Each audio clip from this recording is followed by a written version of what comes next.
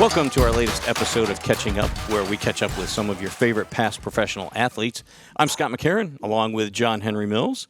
And today we're talking with someone who has spent a great deal of time playing football in the state of Texas. Yes, this is Joe B. That's what I call him. His name is Joe Bowden, but his name is Joe B. Joe, how's it going? It is going well, guys. Glad to be a part of the show. That's Appreciate awesome. the invite. Thank you. Yeah, we appreciate you being here. Hey, Joe, we want to go through and give a little background on you. So I'll go through. You went to high school in Mesquite, Texas, and then Yes, North Mesquite. And then played college ball at University of Oklahoma. And then you were drafted by the Oilers, where you played 7 seasons before wrapping up your career near where you grew up with the Dallas Cowboys in 2000. So Tell us, what have you been doing since your playing days? Coaching. Coaching? Yes, I have been coaching since I stopped playing. So yes, after I left Tennessee, went to Dallas for my last year. So ate with the Houston Oilers / Titans, and my last one was with the Cowboys. So. Okay. Cool. And so where are you coaching now then? I'm at Tennessee State with one of my old teammates, Eddie George, as the head coach. So. That's awesome. Yeah, it is. That's good stuff. So then what we'd like to start off with is sort of a 5-question segment where we just throw some questions at you and you give us a good response, maybe a funny story involved with it. So basically what I want you to say, Joe, what was the most fun, what was the most memorable thing about being around Skills Mills?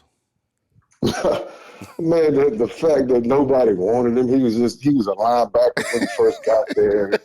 You know what I'm saying? Like, they had the dude on offense trying to block, catch a couple of passes. I mean, he was an athlete. You know what I'm saying? I give him that. But, you know what I mean? Like, to be on offense, man, it requires everything to be damn near perfect. And we didn't pride ourselves on being perfect. We shot for perfection, but we understood that when the ball was snapped, man, you might have to just go make a play, check whoop ass, as Greg would say. And that's kind of why, Skills was that perfect dude to be like, you know what, we can't take this dude anymore on offense. Y'all can have him. You know what I'm saying? And so he fit right in with the linebacker group. So it was like, what took y'all so long to even put him on our side of the ball? So. Exactly. Hey, that reminds me, Skills. Tell us about the nickname, Joe. Because he's wearing his Skills hat and merchandise. I got Skills T-shirts. I still got those. Go ahead, Joe. Go ahead. Well, I mean, just the big part about it is that a dude that was a tight end / H can do everything, can play in line, physical enough to block, had enough athletic speed and shakes to go outside and line up as an H, open up. I mean, just the athleticism was there. So then all of a sudden you go, special teams require a lot of skills too, because you can't be afraid to go stick your nose in a dark area, you know what I mean? And so that took a lot of skill. And then just the fact that he could just come in on defense and then just be one of the guys and make plays for us from that standpoint. Now, he got over there. I'll never forget this one time, though. He got in the game. We're all excited about Skills. And we're supposed to be playing man-to-man on the tight ends, right? It was like an extra backer thing, and we had to play man-to-man on the tight end. And all of a sudden, I looked up, Skills is in the 3-point stance. I know he's not getting ready to cover anybody. He's getting ready to go blitz. New York Jets. New York Jets. It was just one of those things, man. Yeah, it was one of those things that he fit right in. He's like, forget it. I'm checking whoop ass. I'm out. I don't care who covered this dude. So he was just a perfect fit for us at the time, man. So he was just one of the backers. He fit right in, and just the fact that he can play both sides of the ball and special teams, that's how he got the nickname Skills. So was that – I didn't realize that. Did you get the nickname when you were a pro, or is that when you first got it? Or Yes. Did you have been in the lineman locker meetings room at the beginning with Bruce Matthews and a couple of the big boys, B. Hop and Irv Eaton. Hey, Mills, you got a nickname? I go, yeah, I think I do. I got a nickname. Yeah. What is it? And I just kind of sitting there thinking, it just came off the top of the dome. I'm not gonna lie. I say, Skills. I ain't gonna call you no Skills. Get out of here with that. I ain't gonna call you no Skills. Like Hoppy too. Yeah, I'm gonna call you no Skills. And it just kind of, I'm believing me. After I made a big play on in the game, coming off the sideline, and you just hear everybody saying Skills. I mean, it just kind of stuck with it. I mean, it's one of those things. So it was funny. Nice. So let's move on to our next question. So What was your favorite memory from playing, Joe? Favorite memory from playing? Probably Yeah. training camp. Because we had so much fun in training camp, man. It was like being back in college, no wives around, no, you know what I mean? We just out there hanging out, having fun, playing video games and cards and dominoes, man. So I would say going to training camp was probably the most fun part that I remember because we had like just a month of just being the boys, you know what I'm saying? No care in the world, just kind of hanging out. So I kind of pretty much enjoyed going to training camp. So And so when I think of Joe B, I'm be honest with you, I believe we were playing Pittsburgh Steelers and they threw a flare route out to Jerome Bettis, and he come off the out of the flats and catches Jerome Bettis. As soon as he catches the ball, I'm talking about just decleats him, and I was like, whoa, that's one of the hardest hits I've ever seen. I think that's one of the on the highlights of hardest hits in the NFL. He still has that hit. Am I right, Joe? you're probably right. You know what I mean? It was, I mean, that one was a good one. You know what I mean? Like the whole thing with the Steelers, you know what I mean? I don't know if, excuse you remember like when that week we were going there, this was when we traveled in the airport. You know, we had to go like everybody else. We didn't have the charter flights and all that stuff. So I'll never forget walking into the airport and our strength coach had the starting 3 linebackers up there, and then they had the 3 Stooges faces on it saying the top 10 reasons why we wouldn't tackle Jerome Bettis. That is true. I remember that. I remember that. So when we walk in, I see everybody looking at us and laughing, and I'm like, what the hell is going on? And then I get there and see this, man, and I was like, okay, so that just started a fire, a fuel for all of us at that point. So, you know, and that hit wasn't Jerome's fault. It was the fact that the quarterback threw it out there for him, and it was my job to do what I was supposed to do. Exactly. So, well, and the thing about that is Jerome Bettis is not a small guy. No, it's not. I mean, but if you saw how he decleated him, you can look it up. You can Google it. You know how the kids always say, just Google it. It's there. But it's unbelievable. It's an unbelievable hit. Joe, to add with that, who was your most favorite team as as an adolescent growing up? What was your favorite team, man, was the Pittsburgh Steelers, ironically, isn't it? I mean, Oh, that's okay. the crazy thing. Okay. I'm from Dallas, but I fell in love with the Steel Curtain, man. Okay. You know what I'm saying? That defense that they had, man. Jack Lambert, Jack Ham, you know what I'm saying? Me and Joe Green. I mean, it was just, I was big on the defense back then, and the Steelers, Dallas had a really good defense too, but it was just something about the black and gold for me at that point in time. And I knew Dallas had some good players back then too, Hollywood Henderson, Too Tall Jones. So, Right. and even Houston had some too. So, I mean, it was more about the defense, but the Steel Curtain, it was just such a physical, punishing type thing that I just remember growing up, man, and I kind of fell in love with the Steelers back then. So that's crazy. Yeah, given that you grew up, so close to Dallas, that the rivalry that happened. Oh, yeah. With the Steelers and Cowboys back then. But like you said, being a defensive guy, you sort of gravitate towards that. So tell me, what was it like to play in the Super Bowl? Actually, I mean, we're all petty as athletes. We lost, so I'm not over it yet. So there you go. It was great to be there, you know what I mean? But it was, the part that we didn't finish it was the hard part, the tough part to let go of. So, I mean, as far as what you want, like it's an anomaly to see Patrick Mahomes and those guys go for, be there the last 4 years and all of that kind of stuff, man, because it was hard getting there, you know what I mean? And the things that you have to overcome to get there, and the people that you're playing with one year may not be there the next year. It's just a complicated thing, but it was fun. It was exciting to be there. It was, but we just didn't get it done, didn't get a chance to finish it. So, that's the hard part, man, knowing that you can play with so many great players along the way, and we could have been, sitting there, and as far as in history, had a place in history, but we just didn't get it done. I mean, the people that I played with, I wouldn't have traded them for anybody, man. It's one of those things that it was great to be there, loved it, excited about it, and then the fact that we didn't get it done, man, is the thing that's going to stick with me forever. So, that's the tough part about it. Do you think, you hear about the 2-week layoff and things like that? How much does that really play into it? Or is it one of those things where, once you got on the field, all that goes away and you're just playing the game again? Well, I think personally that the way we did it, we kept going. We didn't have a week off, the 2-week layoff. So okay. I think that worked well for us. I mean, as long as no one's hurt, You know what I mean? Then it's just like a normal week during the season. You got a game to play the next week, you keep going. But if there's injuries and you need some time to get some people healed up and try to get them ready for the game, I think it's a good thing. But if everybody is healthy, to me, I would much rather play the following week because everything's in the same mindset. You don't have to change anything. You just, you scout, put the game plan together, everybody go to work, the days remain the same, you're good. So to me, I kind of like that better because you can just stay in your routine. We're just creatures of habit. The biggest thing when you have a week layoff like that, your timing is not the same. You got to get back, get the feel for your timing and all of that stuff. But when you're going, your timing is good. You're looking at your right keys, you're trusting it, you know what I'm saying? And you're just in the flow of it. So for me, I would much rather play the week after, barring someone's not hurt and need time to heal a little bit. So that's good.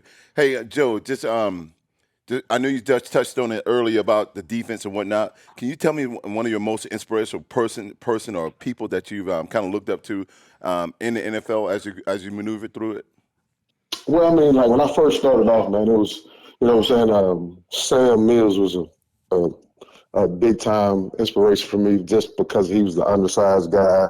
You know what I mean? And I was kind of that in between, not big, too small to do this, not big enough for this, not for, all of those knocks. And then Sam Mills was kind of probably one of my favorite inspirational players, before I got into the NFL. Now, once I got there and we drafted this cat named Steve McNair, I mean, y'all might know this guy, something like that. But, when you have a quarterback that gets beat up, cracked sternum and ribs and can't walk because of a fracture or whatever in his foot, but then on Sunday, he may not practice all week, but on Sunday, he pound his chest, throw the finger up to God, and run out the tunnel, man. You know what I'm saying? So when you got a dude on your team that's that tough and that's your quarterback, well, I can't complain about it. Nick or bruises when your quarterback is one of the toughest dudes on the team, man. So, I think for me earlier was Sam Mills just because of the fact that he was undersized and all of that great stuff, man. He was one of my all-time favorite players, got to meet him and hang out with him for a little bit. So he is probably one of my all-time favorite inspirational players, man. And then the dude that I played with, man, that we played with, just the fact that he could get beat up and, be in a boot, a cast, and a flap jacket and all kind of stuff, man. And then on Sunday, he show up and get ready to play, man. So those are probably the two, inspirational dudes because you got one that kind of set the bar for you from being an undersized guy and then one that just, hey, look, I don't care about all of this stuff, but I'll be there on game day. I'll be there with you guys in the fight. And that was one of those things that if your quarterback's that tough, then there's no way I'm going to go complain about anything. You know what I mean? If I got a pain, I'll just go home and ice it myself or something. But I'd be damned if I'm going to not show up on Sunday because our quarterback is one of the toughest dudes on the team. So. Correct. So, Joe, we're going to talk about some little story time. So one of the best stories you can kind of tell me about me or a former, player or whatnot.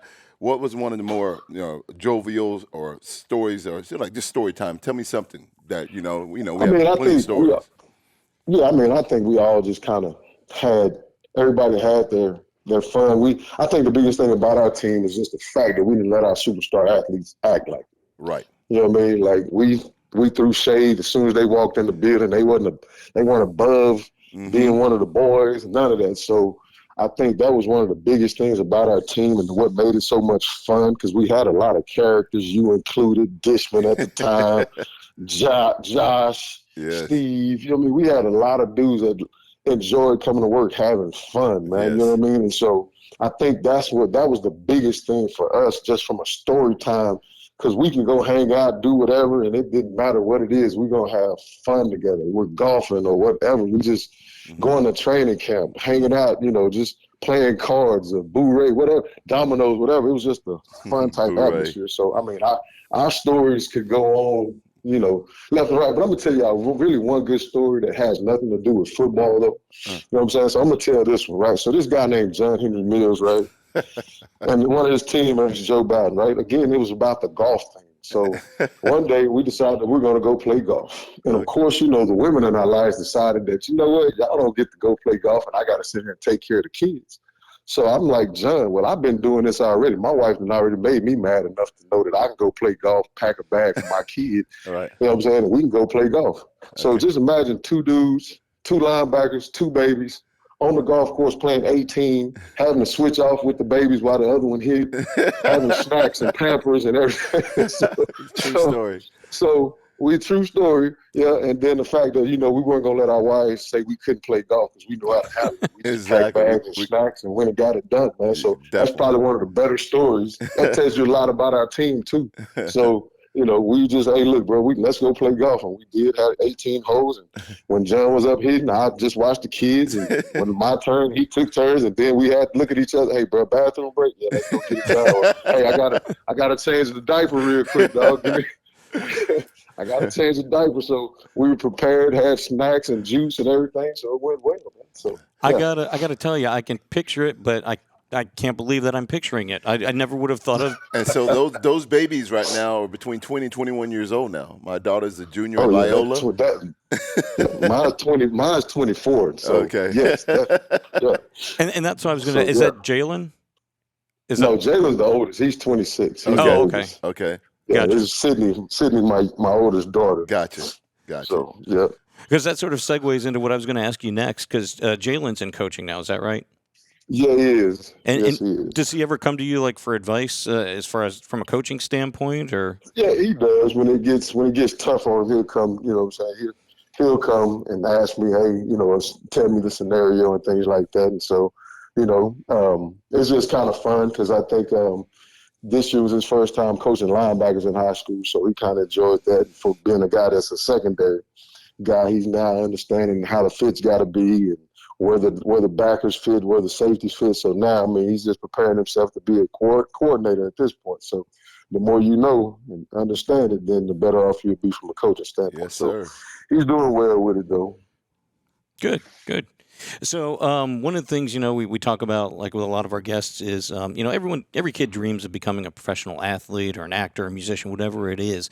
What was it like, when you first walked into the Oilers locker room when you had just been drafted and your first day there?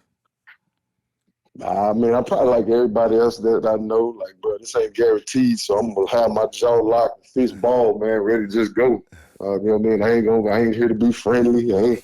I'm trying. There ain't that many spots left open, man. You know what I'm saying? I don't really care who I'm going against and all of that stuff, man. So it was just kind of one of them things. Hey, bro, look, you only get one shot at this, so you ain't here to be friendly. Ball your fist, lock your jaw, be ready for a fight every day you wake up, man, and kind of go from there. So that's awesome. That was it. That's kind of how I approached it. So yeah, I would have thought, if it was me, I'd sort of be a little awestruck, like, wow, I finally made it. But that's such a cool mentality of realizing, all right, I'm here now. I've got to keep going with this and keep punching.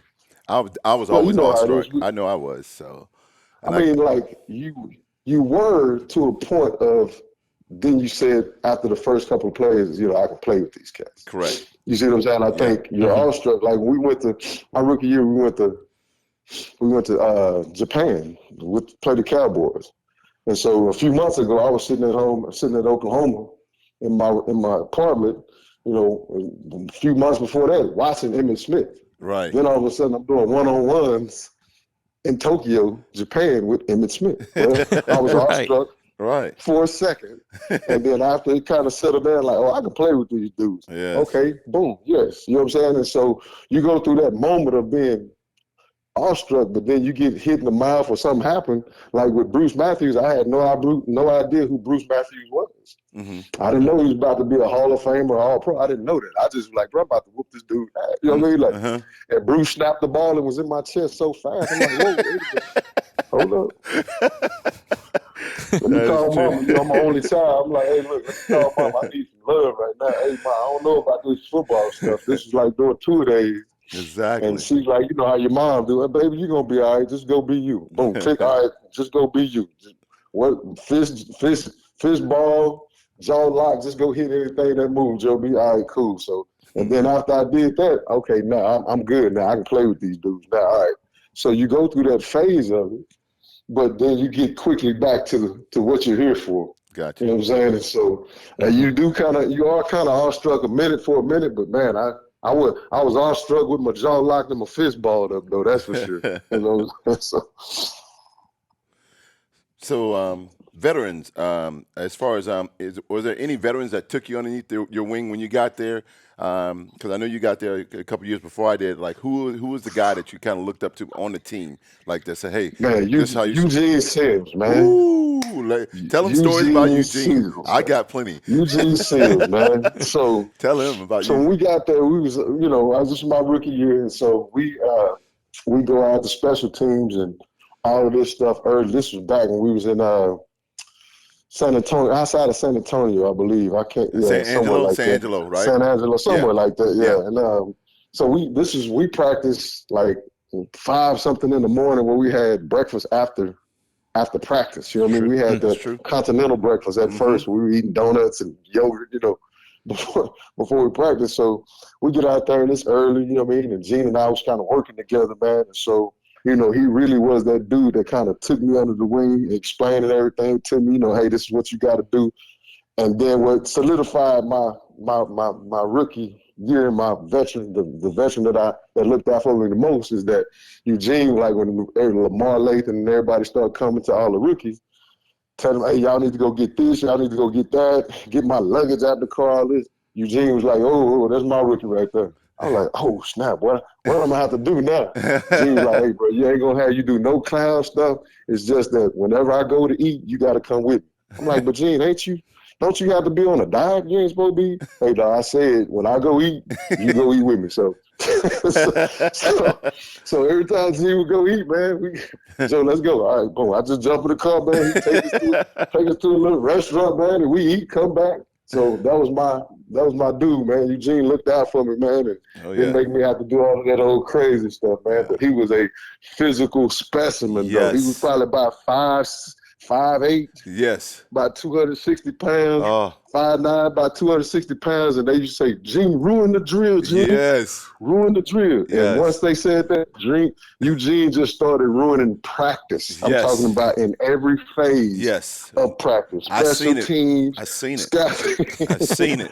He was unbelievably fast and twitchy for a dude that's 267 and strong. It was unbelievable. So I just watched this dude destroy cats. Like, I never forget the first time we had on special teams, we had to double team a linebacker from Detroit. And the linebacker was probably about like 6'4", 6'5", a big linebacker. And I'm like, all right, so Gene is the post guy and I'm the pin. So I'm thinking I'm going to get the cleanup shot, right? Bro, I turned around and watched Eugene unload. I'm coming. All of a sudden I saw Eugene sink them hips and hit my man under the chin and dropped him. I was like, oh my God. This dude is one of the realest people I've ever seen in my life, man. I'm talking about, like, bro, if you just tell me you don't need a double team, because I can go block somebody else on this one, bro. Definitely. But yeah, Eugene was my rookie, man. My veteran that I looked up to and kind of took me under his wing the most. So. That's awesome. So up next, we're going to do a little player word association where we'll throw a name out at you, and you just give us one word that sort of comes to mind when we mention them. Just one word. I know it's tough. We say this person for the last couple of shows, and like me, Rod, we couldn't come up with just one. We said about multiple words, but we're going to go ahead and say it. Warren Moon. Let's give it a shot. All right, cool. Warren Moon. One word. Oh, man. Excellence, man. Perfect. That is. That's a great one. All right. You talked at length on it, but let's see if you can wrap it up into one word. Steve McNair. Oh, warrior.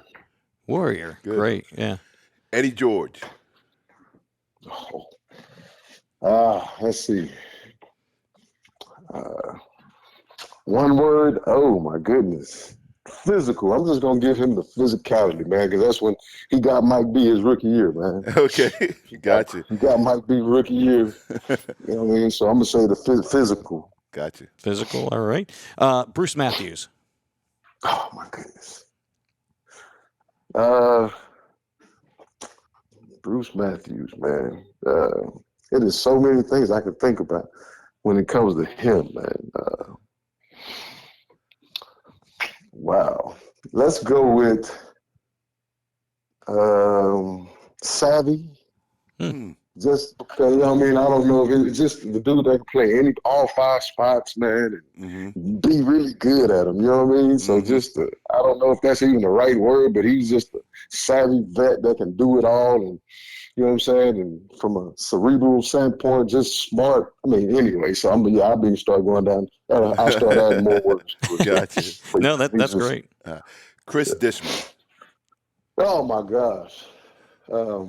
A clown, first of all, but a damn good player. You know what I'm saying? Like, Gotcha. just a cover corner, man. Just lockdown. That's the biggest thing I can Yeah, say. I like that. One word that. for him, just lockdown, man. Lockdown. You know what I mean? So, yeah. Very cool. So that's going to do it for this week's episode of Catching Up. Joe, it was so great to hear your stories and catch up with you today. We really appreciate you taking time out to join us today. And thank you, Joe. Not I appreciate a problem, gentlemen. Yeah, Joe. always, man. Joe B. One more time. Joe B. Skills. Hey, thank you guys. I appreciate you guys. We look forward to seeing you guys next week on Catching Up. And y'all have a good day.